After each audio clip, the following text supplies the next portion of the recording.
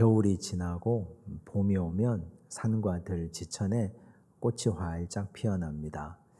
4월이 되면 우리나라는 벚꽃이 만개합니다. 남쪽에서부터 시작해서 북쪽으로 올라가면서 벚꽃이 한창입니다. 그래서 많은 사람들은 꽃놀이를 가고 벚꽃을 즐깁니다. 그런데 4월이 지나고 나서 5월이 되면 이제 벚꽃은 가고 장미의 계절이 시작됩니다.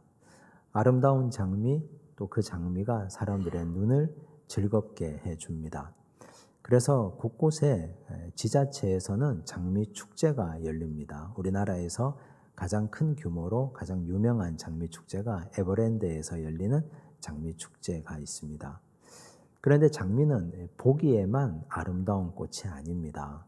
향기도 굉장히 강렬합니다. 그 향수를 만드는 조향사들의 말에 의하면 장미는 약 275가지 냄새 입자로 이루어져 있다고 했습니다.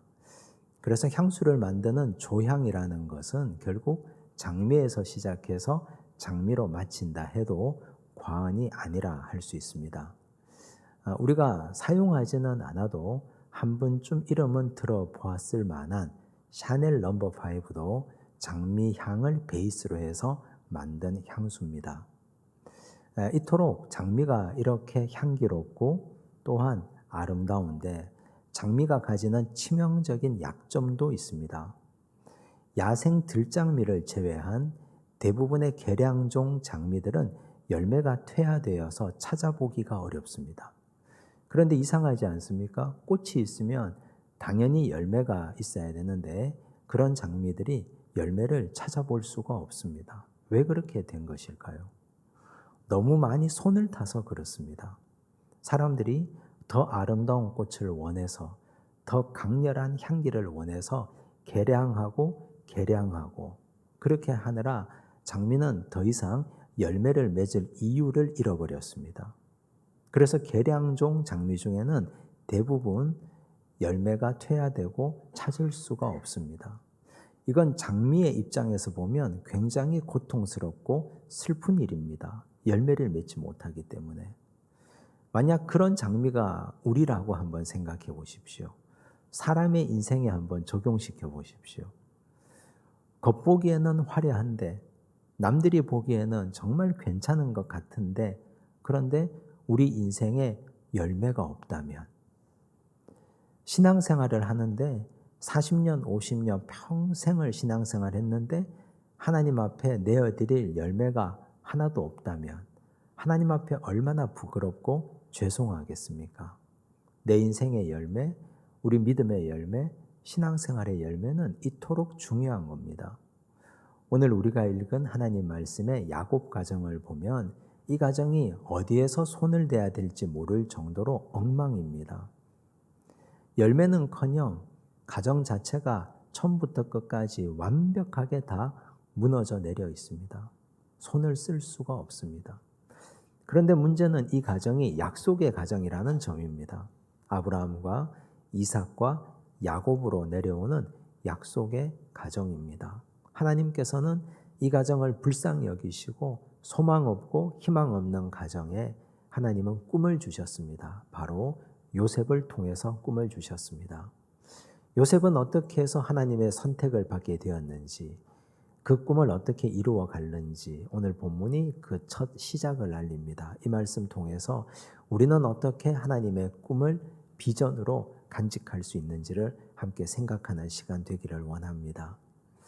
야곱은 사랑하는 라헬이 떠나고 난 이후에 라헬에게 주었던 사랑을 요셉에게 그대로 줍니다. 그런데 그 사랑은 정상이 아니었습니다. 편집증에 가까운 사랑이었고 집착이었고 편애였습니다. 야곱이 요셉을 사랑했던 그 편애가 눈으로 사람들 눈에 보이게 나타났던 것이 채색 옷입니다. 채색 옷은 굉장히 비싼 옷 아닙니까? 또한 채색 옷은 노동을 면제하는 옷입니다. 일찌감치 장자권을 요셉에게 물려주겠다는 아버지의 뜻이기도 했습니다. 이로 인해서 가정은 엉망이 됩니다. 형제들끼리 미워합니다. 증오하고 갈등하고 서로가 원수가 됩니다. 그리고 그 가정에 편안하게 말할 수가 없게 되었더라. 즉 샬롬의 평화가 깨어져 버렸습니다. 아버지가 들어서 일으킨 문제였습니다. 이 가정에 무슨 소망이 있습니까? 어떤 희망이 있습니까? 이대로 가면 이 가정은 그냥 그대로 끝장나는 가정입니다. 근데 하나님 보시기에 하나님은 이 가정을 그냥 그대로 두고 볼 수가 없었습니다. 왜냐하면 아브라함, 이삭 때문에. 하나님이 아브라함을 부르실 때 말씀하셨지 않습니까? 내가 너를 복이 되게 하겠다. 너의 자손을 저 하늘의 별과 같이 저 바닷가의 모래같이 많아지게 해주겠다. 아브라함과 하나님과 쌓았던 추억, 믿음의 여정들이 얼마나 많았습니까? 이삭도 마찬가지입니다. 하나님은 이 가정, 소망 없는 가정에 한 번 더 소망을 주기로 결정하십니다. 그래서 하나님은 요셉에게 꿈을 주셨습니다. 5절을 보십시오. 함께 읽겠습니다. 요셉이 꿈을 꾸고 자기 형들에게 말하매 그들이 그를 더욱 미워하였더라. 지금 이미 요셉은 채세고 때문에 형제들의 미움을 받고 있습니다. 근데 또 꿈을 꾸었습니다. 도대체 어떤 꿈을 꾸었길래, 그 꿈 내용이 무엇이었길래 형들이 그를 그렇게 또 미워한 것일까요? 6절과 7절입니다. 함께 읽습니다. 요셉이 그들에게 이르되 청하건대 내가 꾼 꿈을 들으시오. 우리가 밭에서 곡식 단을 묶더니 내 단은 일어서고 당신들의 단은 내 단을 둘러서서 절하더이다. 이런 꿈을 꾸었습니다. 형제들의 곡식단이 요셉의 곡식단을 향하여 절하는 꿈이었습니다. 꿈을 꾼 것도 참 놀랍고 신비로운 일이지만 이 꿈을 자기 입 밖으로 형들에게 말한 요셉도 참 답답하기는 마찬가지입니다. 이런 꿈을 이야기해 버렸습니다. 이 꿈이 의미하는 바를 형들은 다 알고 있지 않습니까? 형들은 무척 기분이 나쁘고 자존심이 상하고 화가 납니다. 근데 이런 꿈은 한 번으로 그치지 않습니다. 또 두 번째 비슷한 내용의 꿈을 다른 형태로 꾸었습니다. 9절을 보십시오. 함께 읽습니다.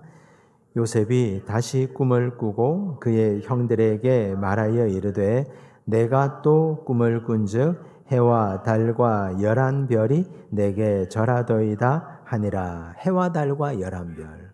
부모, 형제들 모두가 다 요셉에게 무릎 꿇고 절하는 꿈을 꾸었습니다. 이 꿈 이야기를 또 해버렸습니다. 형들은 화가 폭발합니다. 아버지가 이 분위기를 다 읽고 있지 않습니까? 아버지가 이 분위기가 너무 험악해지니까 오히려 요셉을 꾸짖을 정도였습니다. 이 꿈에 대한 사람들의 반응이 다 다릅니다. 형제들은 분노했고 요셉은 아무 생각 없이 형들에게 다 말하고 있고 아버지는 이걸 두려워하고 겁을 내고 그러나 아버지는 마음에 이 꿈을 간직하고 두고 있습니다. 그런데 중요한 것은 이 꿈은 요셉이 꾸고 싶어서 꾼 것이 아닙니다. 하나님이 주신 꿈이었습니다. 그러면 하나님은 이 꿈을 두 번이나 꾸게 하셨는데 이유가 무엇이겠습니까? 창세기 41장 32절을 보십시오. 함께 읽겠습니다. 바로께서 꿈을 두 번 겹쳐 꾸신 것은 하나님이 이 일을 정하셨음이라. 하나님이 속히 행하시리니. 훗날 이집트의 파라오가 꿈을 꿉니다. 하나님께서 그에게 꿈으로 계시해 주셨습니다. 7년 풍년과 7년 흉년을 꿈으로 주셨는데 바로는 이 꿈을 도무지 이해할 수가 없었습니다. 이집트의 모든 술객들과 박사들도 이 꿈을 맞추는 사람이 아무도 없었습니다. 그때 감옥에 있었던 요셉이 나와서 이 꿈 이야기를 듣고 한 말이 바로 이 말입니다. 이 꿈을 두 번 겹쳐 꾸신 것은 하나님이 이 일을 정하셨기 때문입니다. 하나님이 이 일을 반드시 이룰 것입니다. 같은 맥락 아닙니까? 같은 내용의 꿈을 지금 요셉이 두 번이나 꾸었습니다. 그러면 이건 하나님이 하시겠다는 뜻입니다. 하나님이 하시는 일. 요셉이 하는 일이 아니라 형들이 막는다고 막아지는 일이 아니라 아버지가 꾸짖는다고 멈출 수 있는 일이 아니라 하나님이 하시는 일이라는 뜻입니다. 여러분 여기서 우리가 한 가지 가정을 해봐야 됩니다. 만약에 이 가정에 이 꿈이 없었다면 우리는 이 꿈이 어떻게 결말이 나는지를 너무너무 잘 알고 있습니다. 하나님은 이 꿈을 주셨고 요셉은 이 꿈 이야기를 했고 형들은 기분 나빠했고 그것 때문에 요셉은 이집트로 팔려갑니다. 이집트에서 그가 가정고생 다 하다가 이집트 총리가 되지 않습니까? 그런데 만약 하나님이 이 가정에 이 꿈을 주지 않았다면, 요셉에게 이 꿈을 주지 않았다면 어떤 일이 벌어졌을까요? 야곱은 날이 갈수록 늙고 병들어 갑니다. 그가 그냥 늙고 병들어 죽어버렸다면, 아들 요셉에게 채색 옷을 입혀놓고 그리고 그는 죽어버렸다면 요셉과 베냐민을 돌봐줄 울타리가 아무도 없습니다. 라헬도 죽었고 야곱도 죽고 나면 누가 돌봐줍니까? 그러면 형제들이 아버지의 뜻을 잘 받들어서 아버지께서 요셉을 장자권을 물려주셨으니 우리가 요셉에게 모든 재산을 다 몰아주자. 우리는 요셉을 장자로 인정하자. 이러겠습니까? 절대로 그러지 않습니다. 아버지가 그러고 죽어버리고 나면 요셉과 베냐민을 아무도 모르게 없애버렸을 겁니다. 형제들은 충분히 그러고도 남을 인간들입니다. 하나님이 그 꿈을 주지 않았다면, 하나님이 꿈을 주지 않았다면 형제들은 충분히 얼마든지 그런 일을 하고 남을 사람들 아닙니까? 하나님께서 이 꿈을 주셨기 때문에, 하나님이 이 꿈을 그 가정에 주셔서 이 가정이 문제가 일어나지 않고 이 가정이 다 구원받은 것입니다. 그러면 여러분, 이 야곱의 가정의 상태가 어떻습니까? 야곱의 가정은 엉망진창입니다. 꿈을 품을래야 품을 수 없는 가정, 서로 말도 하지 않는 가정, 망가져도 더 이상 망가질 수 없을 것 같이 완전히 무너진 가정, 이런 가정에 하나님은 요셉을 통해서 꿈을 주시고 그 가정이 앞으로 살아갈 방법과 방향을 일러주십니다. 마치 이 땅 우리 민족에게 꿈과 비전을 주신 것처럼. 1885년도에 우리나라의 언더우드 선교사와 아펜셀러 선교사가 첫 발을 내딛습니다. 그때부터 이 땅의 복음의 역사가 시작됩니다. 19세기 말 그들이 활동했던 20세기 초 이 땅이 어떤 상태였습니까? 경제적으로는 세계에서 가장 가난한 나라였고 정치적으로 일제의 수탈에 견디지 못하는 나라였고 외세의 침략을 당해낼 수 없는 나라였습니다. 한마디로 힘이 없었습니다. 견딜 수 없이 모든 것에 다 취약한 나라였습니다. 문맹률은 거의 100%에 이르렀고 여성과 아이들의 인권은 찾아볼 수가 없는 나라였습니다. 한 동네에 전염병이 오면 몇 동네가 다 몰살할 정도로 전염병에 취약한 나라였습니다. 근데 이런 희망 없는 나라, 소망 없는 나라에 선교사님들이 와서 복음을 전합니다. 교회가 세워졌습니다. 학교가 세워졌습니다. 그들이 글을 읽습니다. 글을 깨치고 성경을 읽습니다. 복음이 마음속에 들어옵니다. 상황은 달라진 것이 하나도 없이 똑같습니다. 그런데 그들 마음속에 복음이 들어오니 꿈을 가지게 됩니다. 하나님의 나라에 대한 소망을 가지게 됩니다. 우리도 지금 이렇게 살지 않고 하나님의 백성답게 살고 싶다는 그 마음에 뜨거운 열정이 생겨나기 시작했습니다. 그래서 이 땅이 달라진 겁니다. 그래서 꿈이라고 하는 건 하나님이 주시는 말씀이요, 그 말씀이 곧 비전이 됩니다. 희망 없는 나라에, 희망 없는 가정에, 소망 없는 나라에, 소망 없는 가정에 하나님께서 말씀을 주시고 꿈을 주시고 이것을 이루어가는 과정이 우리가 해야 될 과정이라는 뜻입니다. 2세대 선교사들은 이 땅에 와서 병원을 세웠습니다. 그 당시 여성들, 어린아이들 병에 걸리면 치료받지 못하고 방치되다가 그냥 죽어갑니다. 그런데 병원이 생기고 나서 그들은 사람 대접을 받습니다. 이제는 아파도 죽지 않을 수 있다는 소망이 생겼습니다. 여성들을 위한 병원이 생겼습니다. 어린아이들을 세우기 위한 병원이 생겼습니다. 소망이 생깁니다.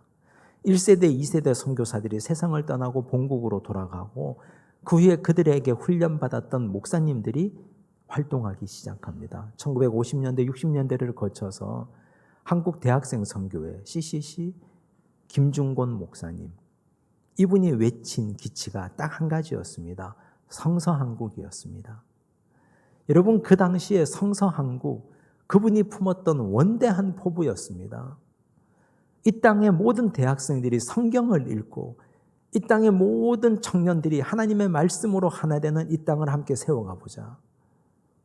술에, 아편에, 노름에, 음란에 중독되어져 있지 않고 이 땅의 청년들이 하나님의 말씀으로 새로워지자. 꿈을 주는 말씀 아닙니까?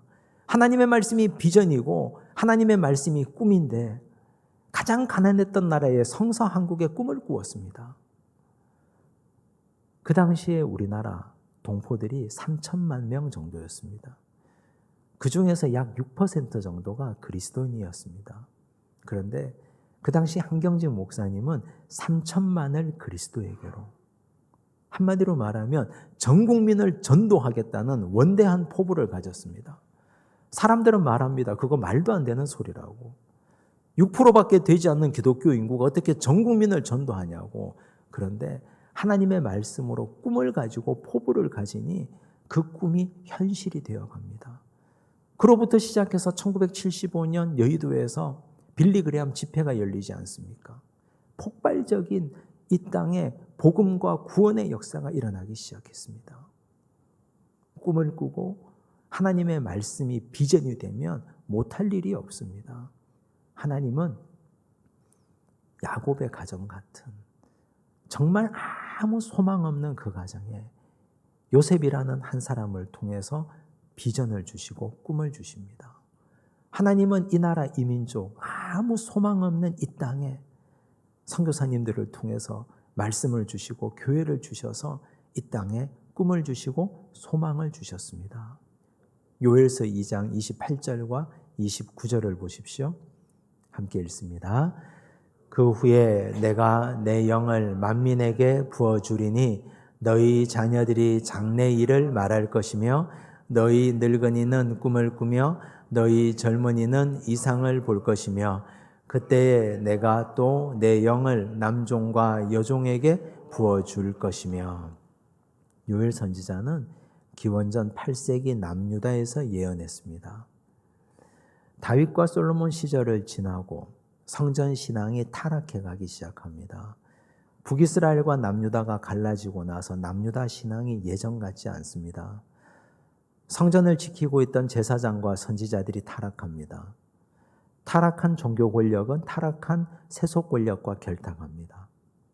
그때 하나님께서 요엘 선지자를 통해서 말씀해 주셨습니다. 내 영을 만민에게 부어줄 것이다. 이 타락한 민족 위에 하나님의 영이 부어지면 너희 자녀들과 늙은이들과 젊은이들과 남종이나 여종이나 똑같이 하나님의 영으로 비전을 보고 예언할 것이다 말씀하셨습니다. 그런데 놀라운 사실은 자녀들과 젊은이들은 꿈을 꿀 수 있습니다. 그런데 늙은이들에게 무슨 소망이 있습니까? 종들에게 무슨 소망이 있습니까? 나도 종이고 내 자녀도 종이고 내 손자도 종으로 살다가 죽어 없어져야 될 종들에게 하나님이 그들에게 말씀을 주시고 꿈을 주시면 예언할 것이고 비전을 볼 것이고 그들이 다시 하나님의 말씀으로 새로워질 거라고 말씀하셨습니다. 이 말씀을 그대로 받아서 베드로가 사도행전 2장에 예루살렘 교회 성도들을 모으고 설교하지 않습니까? 꿈이 없던 시절이었습니다. 로마의 압제에 시달리던 시절이었습니다. 그런데 하나님의 말씀이 그들에게 들어가면 늙은이들이 꿈을 꾸고 종들이 비전을 가질 거라고 말씀하셨습니다. 여러분, 이런 놀라운 역사가 우리에게도 일어날 줄로 믿습니다. 근데 여기서 우리가 한 가지 질문을 해봐야 됩니다. 그렇다면 이 희망 없는 야곱의 가정에 왜 하나님은 요셉을 통해서 꿈을 주셨는가 하는 질문입니다. 아들이 12이나 있지 않습니까? 근데 왜 하나님의 선택은 요셉이었습니까? 하나님도 야곱처럼 요셉을 편애하신 겁니까? 우리는 이 질문을 가지고 성경을 읽어 나가다가 시간이 한참 지나서 불신자 바로의 입을 통해서 그 비밀을 깨닫습니다. 창세기 41장 38절을 보십시오. 함께 읽습니다. 바로가 그의 신하들에게 이르되 이와 같이 하나님의 영에 감동된 사람을 우리가 어찌 찾을 수 있으리요 하고. 이집트의 왕 파라오가 꿈 때문에 번민했는데 감옥에서 갓 나온 청년이 이 꿈을 해몽해 주었습니다. 단순히 꿈을 해몽했다고 하나님의 영에 감동되었다고 말한 것이 아닙니다. 이제 막 감옥에서 나왔는데 이 청년에게서 말할 수 없는 권위를 느낍니다. 나는 제국의 대왕인데, 이 청년은 이제 갓 30 된 감옥에서 나온 청년인데 당당하기가 이를 데 없습니다. 불신자 바로의 눈으로 봐도 이 사람은 하나님의 영으로 충만한 사람이었습니다. 그래서 그가 고백합니다. 이와 같이 하나님의 영으로 충만한 사람을 우리가 어찌 얻을 수 있으리요? 요셉은 하나님의 영이 넘치는 사람이었습니다. 즉 성령 충만한 사람이었습니다. 다른 말로 하면 성령 충만한 사람에게 하나님은 꿈을 주십니다. 하나님은 비전을 주십니다. 야곱의 12아들들이 있었습니다. 하나님은 이 소망 없는 이 가정에 하나님의 영을 통해서 꿈과 비전을 주시고 싶은데 누구를 통해서 줄까? 하나님이 살펴보니 요셉이 그 중에 성령 충만한 사람이었습니다. 그래서 그를 통해서 하나님이 꿈을 주시고 비전을 주시는 겁니다. 성령 충만한 사람에게 하나님의 꿈을 주고 비전을 주는 이유가 무엇입니까?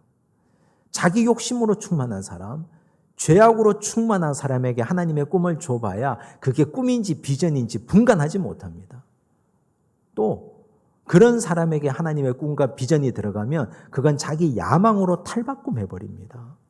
하나님의 비전을 자기 야망으로 바꿔가는 사람, 얼마나 위험한 인물입니까? 하나님은 그래서 순수한 하나님의 영으로 충만한 요셉을 택하시고 그를 통해서 하나님 나라의 일을 세워가려고 작정하신 것입니다. 여러분, 그러면 우리가 어떻게 하나님의 영으로 충만할 수 있을까요? 성령 충만하려면 죄를 떠나야 됩니다.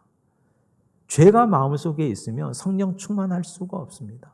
죄를 잘 다스리고 죄에서 떠나면 하나님의 영이 우리와 함께 하실 겁니다.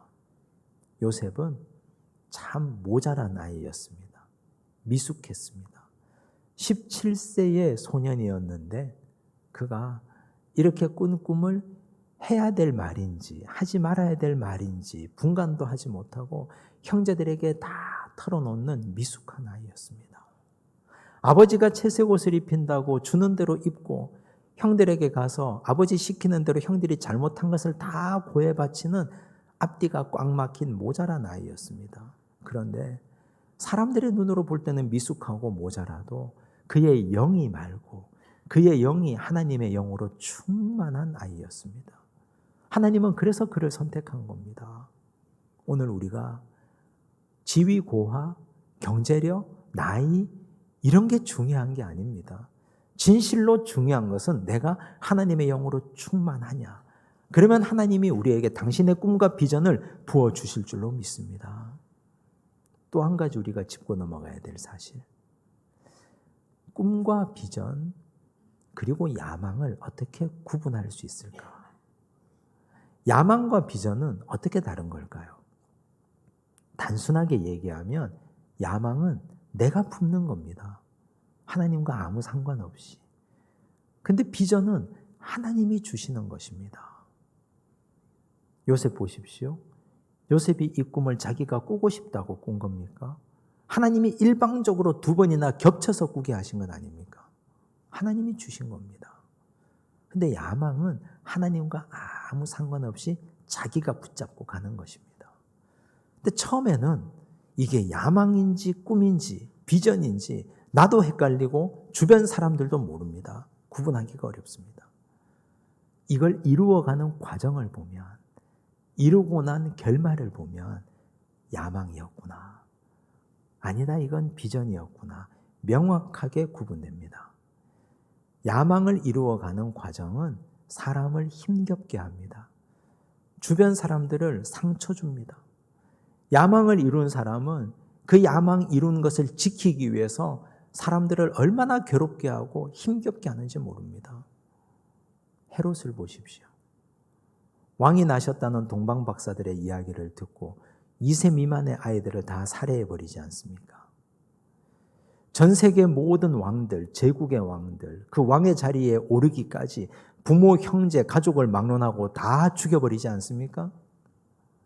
우리는 그걸 권력의 속성이라고 부릅니다. 그러나 그 어떤 것으로도 포장할 수 없을 만큼 그건 모두 다 야망이었습니다. 자신의 야망을 이루기 위해서 주변 사람들이 다 죽어나갑니다.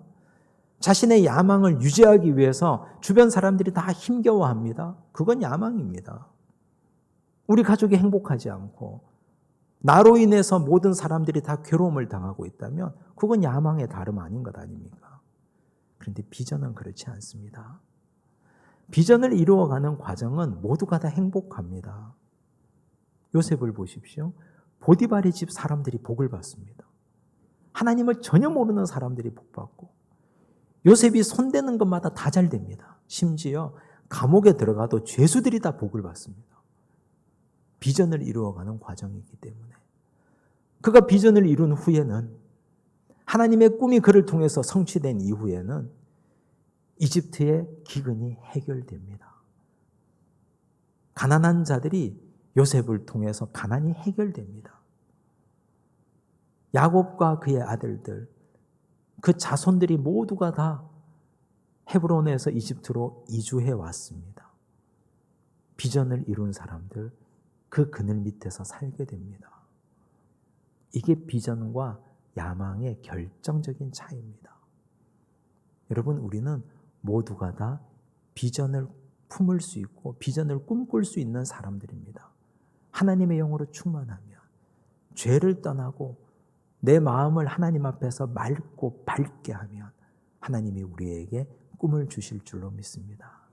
그 꿈을 하나님의 말씀으로 받고 성취하고 이루어가는 과정에서 많은 사람들을 이롭게 하고 행복하게 만들어 가시기를 간절히 바랍니다. 기도하겠습니다.